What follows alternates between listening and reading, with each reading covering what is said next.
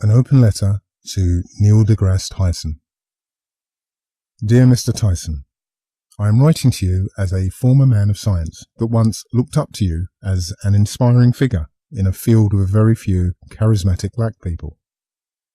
You could say I was a fan. I visited the Hayden Planetarium, I watched all your lectures and television appearances, and I was struck by your ability to explain complex topics in cosmology and astrophysics in simple, concrete terms. However, your recent responses to queries regarding the flat Earth can only be categorized as arrogant, childish, and sneering. The Earth isn't flat. I mean, dropping a microphone somehow proves gravity. This is called gravity. Also, asking, At what point do you stop arguing things that have been settled for 4 centuries? Seems ridiculous to me, since nothing in science is ever settled. Everything in science exists as a theory that only stands until a better theory comes along that more closely matches observations. Would you have told Einstein not to bother because Newton had already settled that gravity business 200 years earlier? I'm sorry, sir, but you're going to have to do much better than that. The resurgence of the flat Earth is not merely a handful of tinfoil hat-wearing crazies who lack intelligence and teeth. This is a shift in consciousness by ordinary people who have started to re-examine the lies they were told as a child. Your job, sir, is to respectfully answer legitimate questions whether or not the answer supports the scientific model that you are a proponent of. Traditionally, scientific progress has not solely come out of the scientific community, but from ordinary people with a different point of view. The scientific method demands that you treat each point of view with respect, as it has the potential to overturn the existing model. And if science refuses to even entertain alternative views, then it is no longer science, but a religion of scientism. So, I would like to ask you 12 questions and give you the opportunity to answer them respectfully using simple, easy to understand concrete terms that you are so famous for. Because I'm just an ordinary bloke, nowhere near as smart as you are. So if you could give your answers using real, tangible terms without complex mathematics, abstract concepts, or references to NASA or other data that I have no way of verifying for myself, I'd appreciate it. Question 1.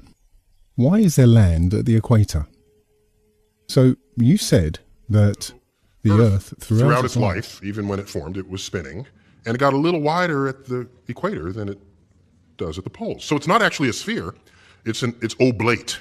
And officially it's an oblate spheroid, and the bulges are at the equator. So which is easier to move, rock or water?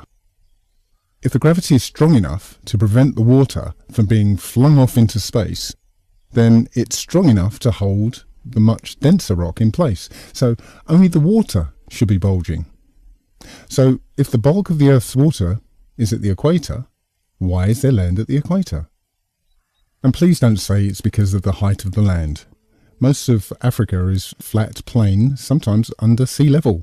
In fact, the Danakil Desert in northeast Ethiopia is said to be the lowest place on Earth, and incidentally one of the flattest places on Earth too. Question 2. Am I able to see the curvature or not? According to you, you cannot see the curvature even from a plane because the Earth is so big. The Earth looks flat because 1, you're not far enough away at your size. 2, your size isn't large enough relative to Earth to notice any curvature at all. It's a fundamental fact of calculus and non-Euclidean geometry. Small sections of large curved surfaces will always look flat to little creatures that crawl upon it. But apparently you can see ships disappear over the horizon. Now, the official explanation is that you cannot see the curvature across your vision. Apparently we see a horizon about 5 miles away. So in 5 miles there's enough curvature to see a ship disappear, yet I cannot detect that curve over 10 miles. Because I can see 5 miles to my left and 5 miles to my right, so I've got an uninterrupted 10-mile span in which I should see enough curve to hide 2 ships, but I don't. So if I see enough curve over 5 miles, why don't I see it over 10 miles? Following on for that, question 3. Why haven't we ever seen curved water? If the Earth bends the water into a sphere around it, then if it was to freeze suddenly, we should detect a hump in the water, shouldn't we? So why is it that when Lake Baikal in Siberia freezes over, it is one of the flattest places on Earth, despite being 395 miles long and 49 miles wide? There should be a hump in the middle of it, nearly 20 miles high. So why haven't we ever seen curved water? Question 4. How are we breathing right now? How can there be a high pressure system next to a low or negative pressure system without movement from high to low? So the conventional answer is that gravity holds the air to the Earth. But if I was to evacuate a container to a fraction of the perfect vacuum of space, turn it upside down and puncture the bottom, what do you think would happen? Well, the air would rush in and fill the container. So, how does this much weaker vacuum manage to overcome the much stronger gravity near the surface? How is it that you can heat the air and it will rise against the force of gravity? Wouldn't the air leave the Earth once the sun heats the air? If gravity is the only thing holding the air to the surface of the Earth against the tendency of a high pressure system to escape to a low or negative pressure system, then when the air is heated and so is less affected by a gravitational pull, shouldn't it then succumb to the force exerted towards a region of negative pressure? If, as current scientific opinion suggests, a high pressure system can exist adjacent to a negative pressure system, then there should be a boundary condition of equilibrium where the force towards pressure equalization equals the opposing force of gravity. Thus, any change to the conditions on either side should disturb the equilibrium. Wouldn't a rising column of warm air disturb that boundary layer? So, how are we breathing right now? Question 5. Is the Earth very, very small, or is the Sun very, very near? Eratosthenes' calculation of the Earth's circumference is dependent on the light from the Sun being parallel, as it should be if the Sun is 93 million miles away. But anyone can go out on a sunny day with broken cloud and see that the light that arrives on the Earth is not parallel. The light rays come down at angles, indicating that the Sun is actually very close. Now, the official explanation is that the Earth's atmosphere refracts the Sun's light, and that's why the light comes down at diverging angles. So, if the light from the Sun is always refracted, then that would mean that Eratosthenes' calculation was made with refracted light, and therefore must be wrong, and the Earth must be much, much smaller. So which is it? It seems to me that if you still claim that Eratosthenes' calculations are correct, then the light cannot be refracted. But if the light is not refracted, then the Sun is close. And if the Sun is close, then for Eratosthenes to observe what he did, the Earth must necessarily be flat. Question 6. In a similar vein, how does a convex lens make light diverge? So again, the official explanation for diverging sun rays is that the Earth's atmosphere refracts the Sun's light like a lens. But the Earth's atmosphere is apparently a convex curve. So that would act like a convex lens and converge the light, concentrate it like a magnifying glass. You'd need a concave lens to make light diverge as we observe. Now, some have said that it is actually the angles between layers of clouds that seem to make the light diverge. But again, observation says that this is not the case. Here, there is nothing between the plane and the cloud, and the light is clearly diverging. And this NASA photograph is taken from above the clouds. And still, the Sun's proximity is apparent. So, how does the atmosphere make light diverge? Question 7. Why doesn't the artificial horizon on a plane roll backwards during straight and level flight? The artificial horizon is based on a gyroscope, and when a gyroscope spins, it resists movement away from the axis of spin.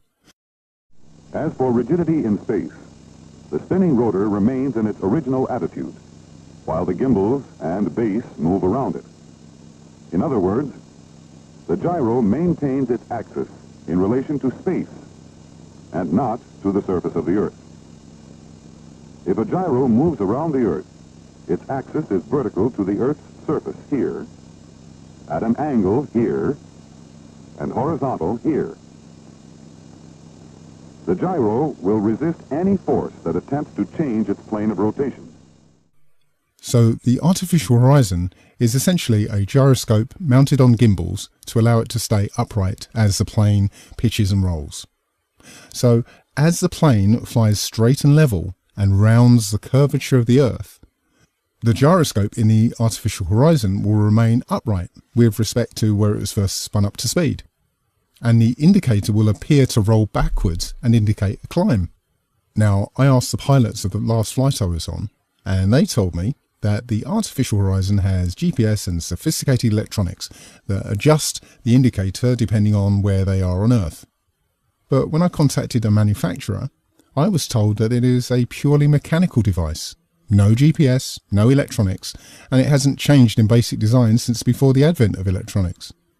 So, why doesn't the artificial horizon roll backwards as they round the curvature of the Earth? Question 8. Why is the Coriolis effect so selective? This is an explanation of the Coriolis effect by a gun expert. And one of the common issues that we see is the Coriolis effect. And what guys are not doing is taking into account the effect that this can have on your shooting at longer ranges. Now, real quick, let's kind of just explain the Coriolis effect in layman's terms. The Coriolis effect is the effect that when the bullet leaves the barrel of the gun, it is actually leaving the surface of the Earth. So as the bullet leaves the barrel of the gun, the Earth is still rotating, and the bullet is not rotating with the Earth. So the Earth will actually rotate out from underneath of the bullet while it is in flight. So bullets and artillery shells no longer rotate with the Earth when they leave the surface. And according to this explanation, paper aeroplanes act in the same way. So imagine you were standing in Texas and had a magic paper airplane that could travel hundreds of miles. If you threw your airplane directly northward, you might think it would land straight north, maybe somewhere in Nebraska. But Texas is actually spinning around Earth's axis faster than Nebraska is, because it's closer to the equator. That means that the paper airplane is spinning faster as well, and when you throw it, that spinning momentum is conserved. So if you threw your paper airplane in a straight line toward the north, it would land somewhere to the right of Nebraska, maybe in Delaware. So from your point of view in Texas, the plane would have taken a curved path to the right. If this is the case for bullets, artillery shells and paper airplanes, then why is it not the same for real aeroplanes? Aeroplanes do not aim north to go east. In fact, if aircraft no longer rotate with the Earth when they leave the surface, then east to west flights should take much longer than west to east flights. And landing on a moving runway would seem to be quite tricky. Every landing should be like this. And wouldn't there be planetary direction indicators by runways, just like there are wind direction indicators?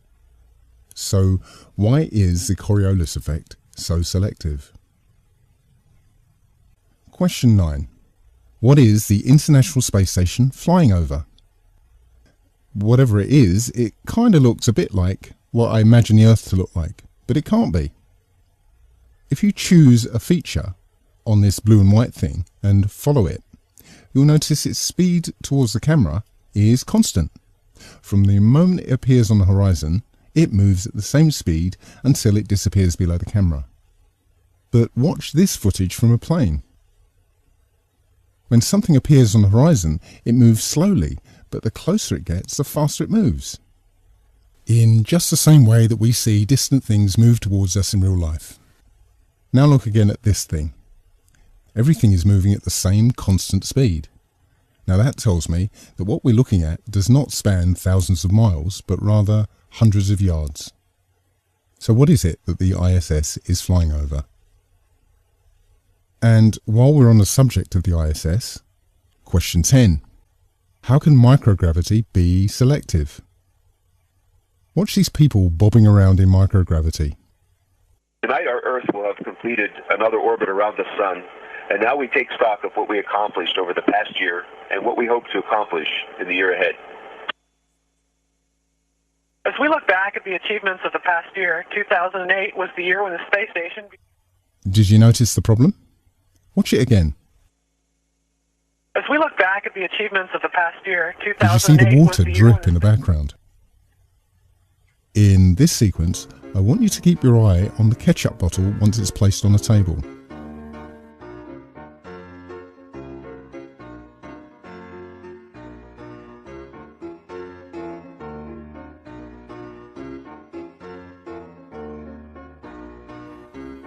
Right here you can see that there is nothing on the bottom of the bottle, no Velcro or magnets, it's just an ordinary bottle. And in a moment you'll see the ketchup bottle being placed on the table. Now keep your eye on it. See how it rocked when he nudged it?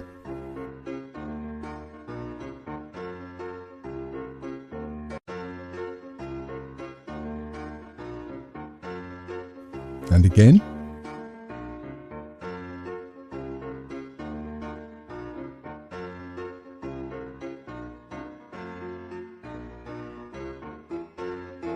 And again.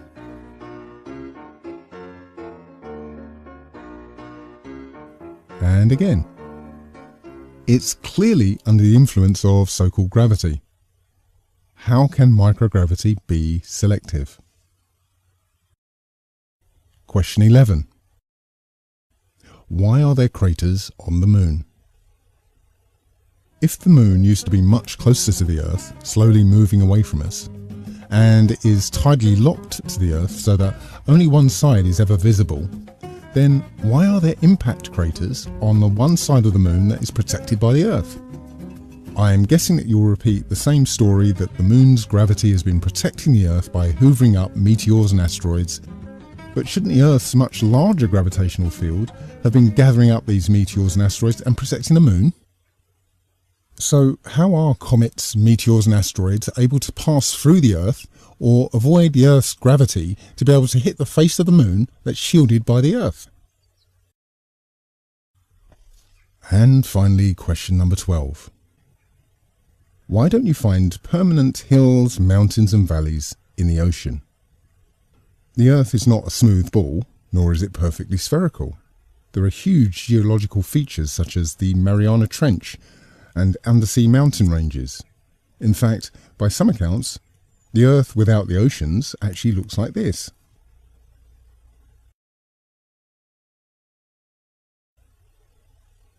We observe water behaving like this,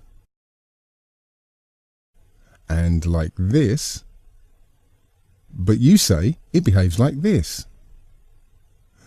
So why doesn't it behave like this? If the oceans are pulled to the Earth by gravity, and the strength of that gravity varies with the distance from the centre of the Earth, then why doesn't the water follow the shape of the seabed?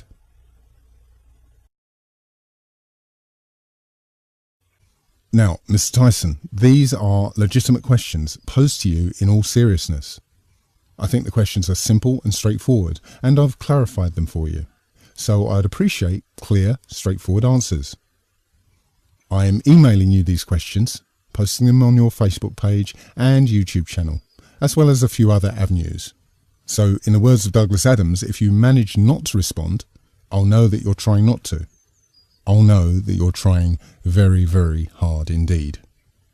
Yours sincerely, Allegedly Dave, England.